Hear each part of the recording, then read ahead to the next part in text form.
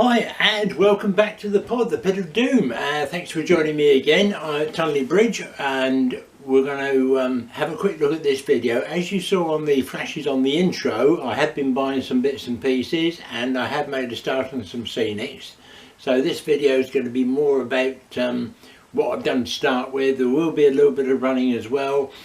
Some of the mojo's come back, which is good news. Not all of it, but some of it is back. I'm busy. I've joined a second band now, and so with the two bands, I've got one that's doing 60s, 70s rock and roll, and the new band is doing stuff in the 90s. So we've got Ed Sheeran and Leona Lewis, the Foo Fighters, Stereophonics and that sort of thing. Stuff that I don't normally listen to be fair, but really enjoying the challenge of playing something different.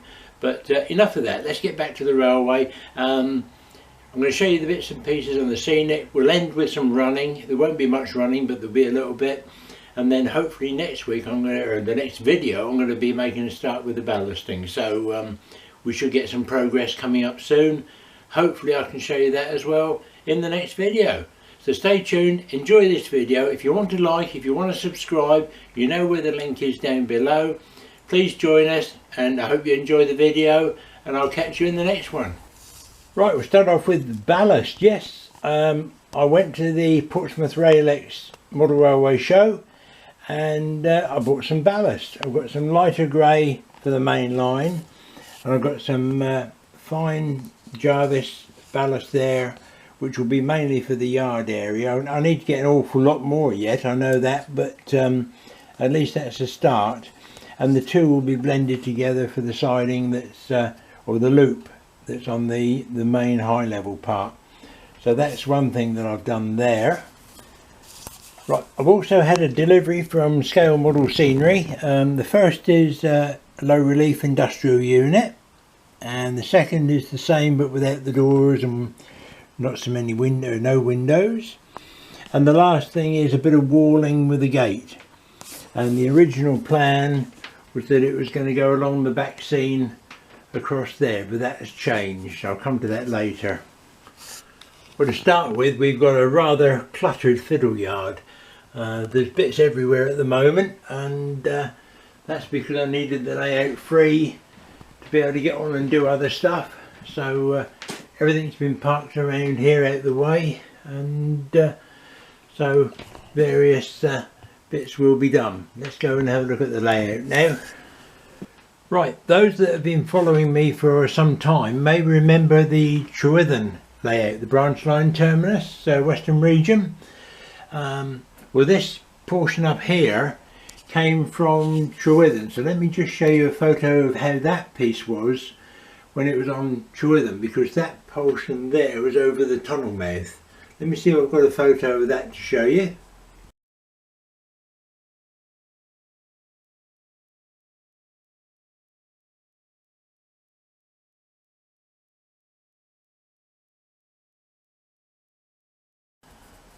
So what I've managed to do is cut that down a little bit, and the portion that was along the back, made that a bit narrower, fitted it into this corner as an embankment, and this is just white serial card and then just a coat of dark paint on there, ready for some flock to go on.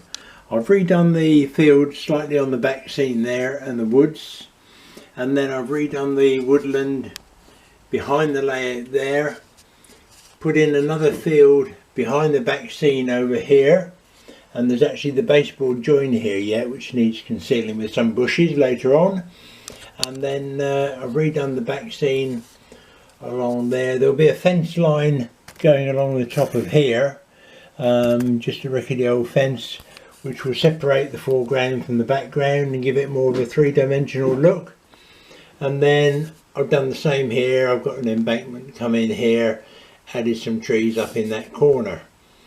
So that's that part done. And the next thing I've done is just to add the start of what would be a road bridge at the end of here. So there'll be the four sidings will finish alongside the front of the wall there, and then there's going to be a wall on the top of a road on the top of that walling that will just sit on there like so.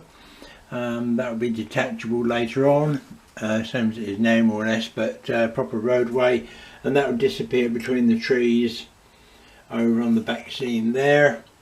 And then there's obviously cappings to go on the wall, and a side to go on the road and that sort of thing. So there's a few things there. I wanted to separate the two tracks there with the centerpiece so that it helped to hide the tracks a bit more going around the bend, and I've managed to get a center break in there as well, so that has helped to make that from the normal viewing angle, which is here, looks a lot better. And of course when there's a girder bridge across there, it'll give us support for the girder bridge as well. So that's all I've done scenic wise so far. There may be some more done by the time this video finishes, but I'm going to get some trains out now and get some trains to run. So there we go, the yard is still empty because of everything's over in the fiddle yard still, but just a couple of trains running. Yes, I know the silver bullets still need an awful lot of weathering, but they will get done.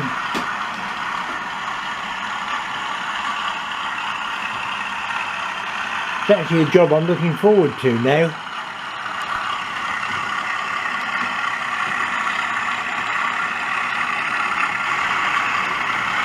Be interesting, till it clears the bridge. Oh yeah, I've got something right anyway. I actually tested it with the long cargo wagon, so I do know the bridge will clear all the stock okay. Oh, right. Another thing to do when you're running trains is just check that the roads are set correctly.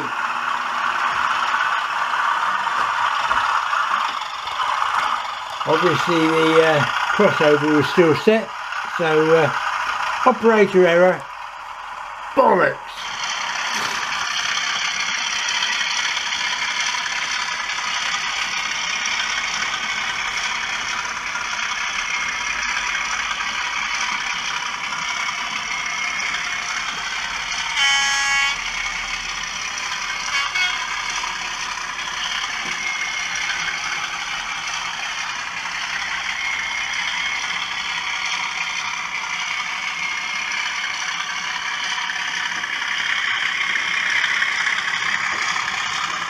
It's already looking better with a bit of back seam, so a vast improvement over previous videos with nothing there at all.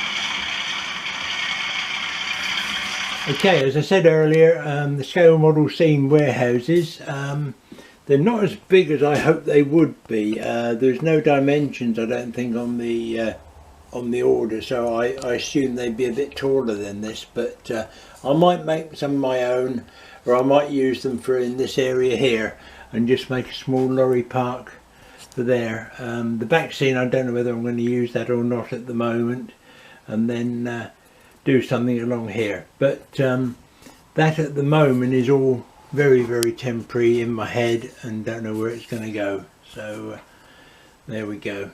Let's get on and show you some more.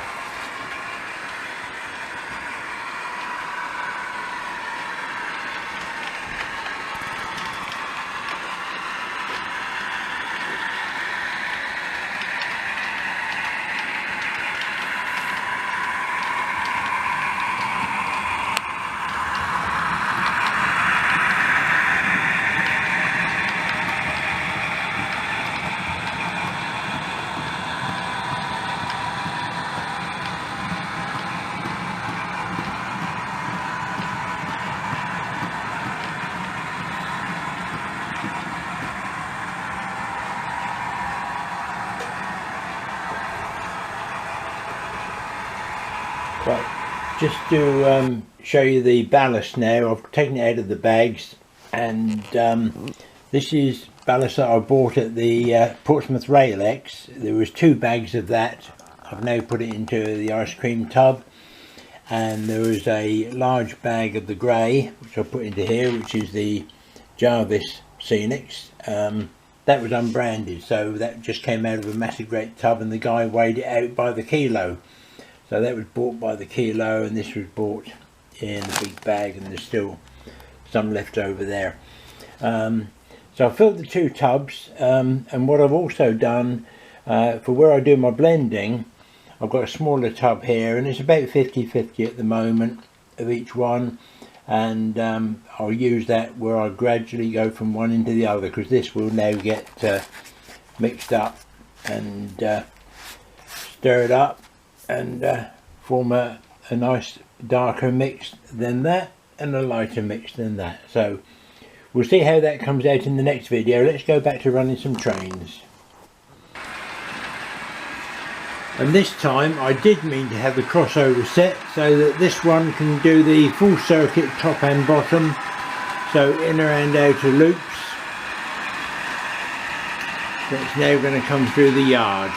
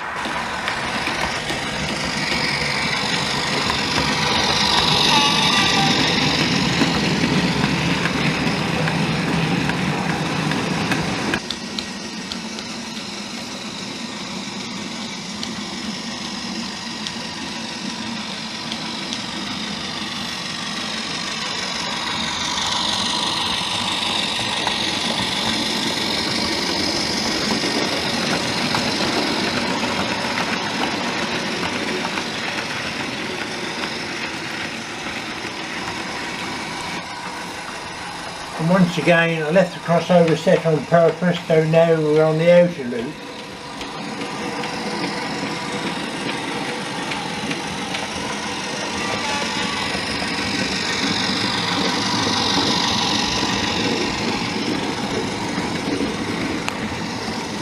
Going past some scenery, it does look a lot better.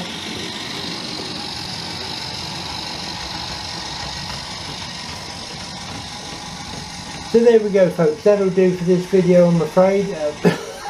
Oh, excuse me. Hopefully I'm going to start on the ballasting soon, and then I'll have some more to show you. I'm not going to be showing you all the splodget and bodget like I normally do, but at least you'll see something happening. So thanks again for watching, and I'll catch you all soon. Bye for now.